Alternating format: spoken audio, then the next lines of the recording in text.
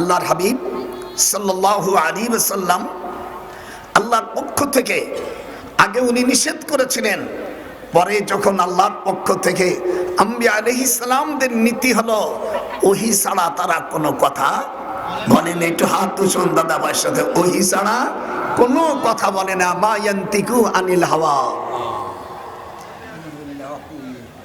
আল্লাহ রাব্বুল আলামিন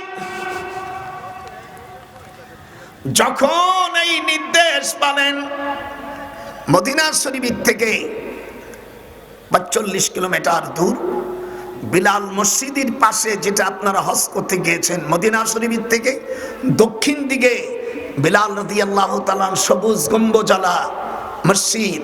আল্লাহ আমাকে আপনাদের দোয়া একবার না, এটা গল্প না, আল্লাহ আমার শুকরান, আল্লাহ আমাকে ৩৪ বার হজ করাইছেন। দীর্ঘদিন আল্লাহ মদিনা থাকার তৌফিক দিয়েছেন। ৪৫ কিলোমিটার কিছু কম হবে। মদিনা শরীফ থেকে দক্ষিণী বদরের রাস্তায় হামরাতুল আসাদ একটি জায়গা, চলে যাব। হামরাতুল আসাদ একটি জায়গা, এই জায়গা থেকে বাম দিকে ৩টা রাস্তা গেল, রিদান, সাইলাবা আর আবওয়া। এখানে হুজুর সাল্লাল্লাহু আলাইহি সাল্লামের হুজুর সাল্লাল্লাহু আলাইহি সাল্লামের আম্মার কবর। হুজুর কাঁদলেন, কবরা উম্মিহি। আমি খুব আস্তে মুহাদ্দিস মানুষ, আমি হাদিস পড়াই, আমি ওই নোট পড়িয়া ওই কিসসা মিসা আমার পছন্দ হয় না। কবরা উম্মিহি ফাবাকা ওয়া আবকা মান হাওলাহু। হুজুর নিজের মার কাছে যে কাঁদলেন, সাহাবারাও কাঁদলেন। ফাবাকা ওয়া আবকা মান হাওলাহু, হুজুরের কাছে যারা ছিলেন তারাও কাঁদছিলেন। আপনারা এখানে যারা আছেন কবরস্থানের সভা, এটা কবরস্থানের সভা না? একটু হাত উঠা, হাত না, কবরস্থানের সভা না? তো এখানে আপনারা বলুন, আপনি কয়দিন আপনার মার কাছে এসে কেঁদেছেন? এটা আবু দাউদ শরীফের হাদিস, অধ্যায় নম্বর অনুচ্ছেদ হলো 260। ইসলামী ফাউন্ডেশন থেকে এটা বের করেছে, অনুবাদ করেছে। হাদিস নম্বর 3220। মোহাম্মদ ইবনে সুলাইমান আম্বারি আবু হুরায়রা রাদিয়াল্লাহু তাআলা থেকে বর্ণিত। তিনি বলেন, একদা রাসূলুল্লাহ সাল্লাল্লাহু আলাইহি সাল্লাম তার আম্মা জানের কবর জিয়ারত করার জন্য গমন করেন। এই সময় তিনি কেঁদে ফেলেন। ফাবাকা ওয়া আবকা মান হাওলাহু। তো হুজুরের চাইতে কি আপনার আমরা বড়? একটু হাত উঠে যখন বড়, তাহলে হয় নট। আপনি কেন আপনার আম্মার কবরের কাছে, আপনার আব্বার কবরের কাছে আপনি কাঁদেন নাই? আপনি তো রাসূলের আইনকে খেলাফ করেছেন। ইমাম বুখারী রাহিমাহুল্লাহু তাআলা ওনাকে এই প্রসঙ্গে জিজ্ঞাসা করেছেন ইমাম বুখারীর ছাত্র ইমাম মুসলিম, ইমাম তিরমিজি। আমি ঢাকা বিশ্ববিদ্যালয়ে যখন প্রফেসর ছিলাম, 2 বার আমার বোখারা যাওয়ার সুযোগ করে দিয়েছেন। তখন ওনার কবরের উপর আছে ওয়ালাম্মা সুল্লি আলাইহি কবরিহি ফারিহাতুম মিনাত তুরাব। এটা বুখারী শরীফের মূল কিতাবের 3 নম্বর পৃষ্ঠা 10 লাইন পরে ওনার কবরের থেকে আগে সুঘ্রাণ বের হতো। ওয়ালাম্মা সুল্লি আলাইহি, আমি নিচে গেছি, I understand to circumstance, it will be confusion, but I can advise to all to the way of Allah. This is the memory will be inheritation by the peoples. Okay, this is the decision implies inheritation of people. There are those who, if we establish them in the land and establish regular prayer, give regular charity, and right and forbid wrong to decision of all affairs, Allah is exalted in power. সাংবাদিকরা আমাকে জিজ্ঞাসা করছে, sir this is the brilliant citation Imam Bukhari. বলে ওকে, আমাদের কাছে ইংরেজি তো আমরা ইংলিশ মিডিয়ামের ছাত্র। হায় হায় হায় হায়।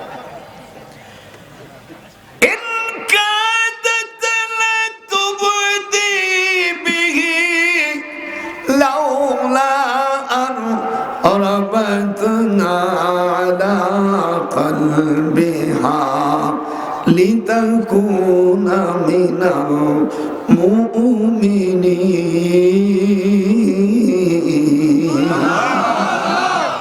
হুজুর সাল্লাল্লাহু আলাইহি ওয়াসাল্লাম সাহাবাদেরকে নিয়ে উনি আবওয়া নামক গ্রামটার নাম কি? আবওয়া। এটা হাত উঠান, কোথায়? হুজুরের মা নিজের কবর জিয়ারত করতে গেলেন, কবরা উম্মিহি ফাবাকা ওয়া আবকা মান হাওলাহু। হুজুর এরপরে বলেন ফাইন্নাহা তুযাক্কিরু বিল মাউত, যদি মানুষ জিয়ারত করে তাহলে পরকালের কথা, আখিরাতের কথা তার স্মরণ হয়ে যায়। হাদিস কথাকার।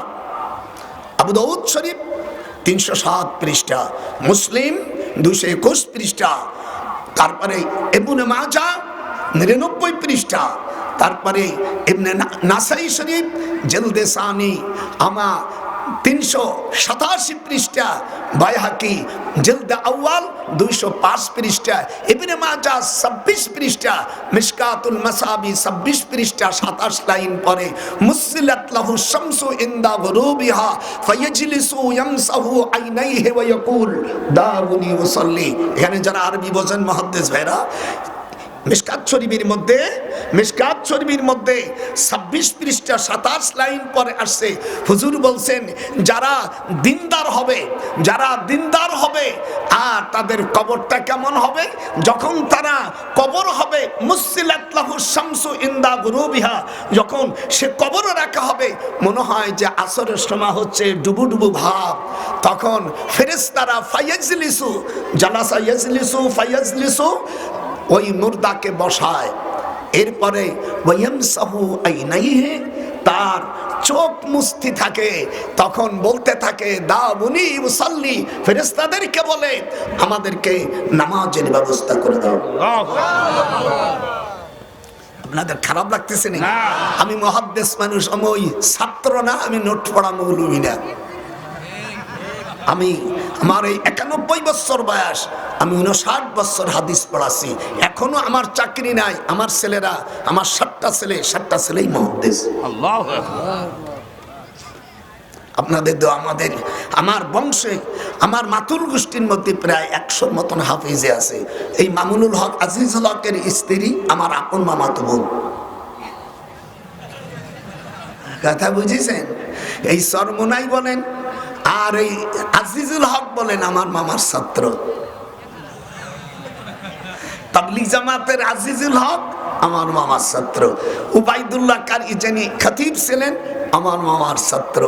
আলহামদুলিল্লাহ আমি কিছু শিখতে পারি না, তারপরে দেওবন্দ মাদ্রাসায় আমি সরেজমিন থেকে শুরু করে দাওরা পর্যন্ত, আবার আলিয়া পড়ছি, আবার জেনারেল লাইনে ল অ্যান্ড জাস্টিস ঢাকা বিশ্ববিদ্যালয় 1966 সালে আইন ও বিচারের উপর এমএ পাস করে আবার লন্ডনে পড়ে পিএইচডি করেছি।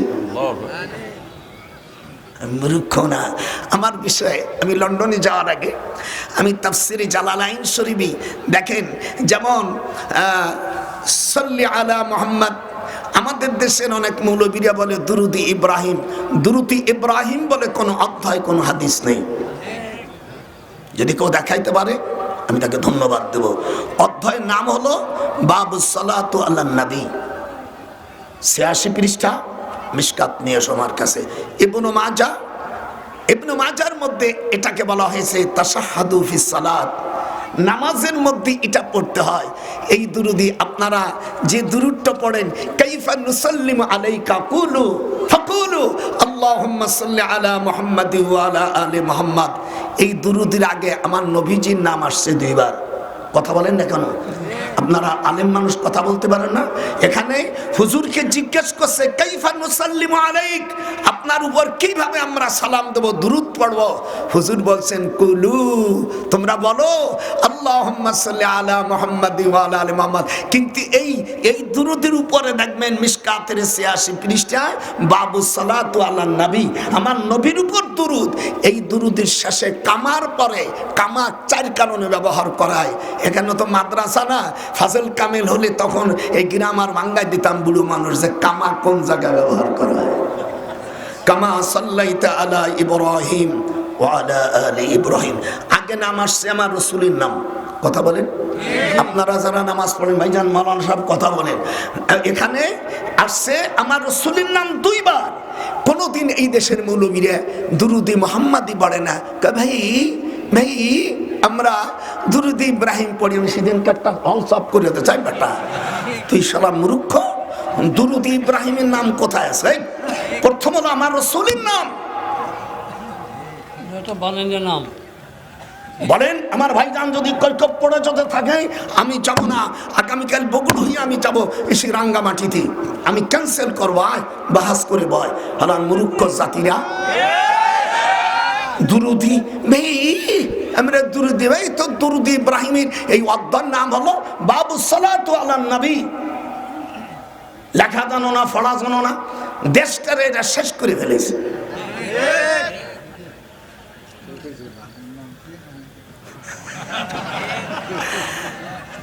ইব্রাহিম আলাইহিস সালাম তাফসীর তো পড়েনি, তাফসীরে কবির, তাফসীরে রুহুল মানি, তাফসীরে তাবারি, তাফসীরে কবির, এইরকম বড় বড় নুকসার তাফসীর পড়তে মিয়া ওই ইসি সিলেবাস পড়িয়া আর 5-7 বছর দাওরা পড়িয়ে কামেল পাস করিয়ে তুমি হাদিস পড়বা নেই।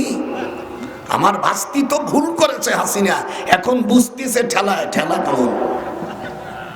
আমি বলছে ওকে এমএ পাশের সার্টিফিকেট দিছিস কে?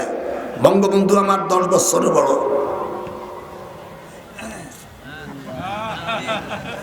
বঙ্গবন্ধুর ছোটবেলার যারা আওয়ামী লীগ করিস, বঙ্গবন্ধুর ছোটবেলার নাম হলো খোকা। আমাদের বাড়ি আমার আব্বা কোলে করছে, হায় হায়। আর আমার নসিব হয়েছে আমি যখন ঢাকা ইউনিভার্সিটি থেকে আসছি, ঠিক ওই দিন ভাইজান আমি গহরডাঙ্গা টুঙ্গি পাড়ায়, ওই দিনই উনি শাহাদাত বরণ করেন। তখন হেলিকপ্টারে নিয়ে আসে, তখন হেলিকপ্টারে জামিনদারি হইয়া মেজর মহিউদ্দিন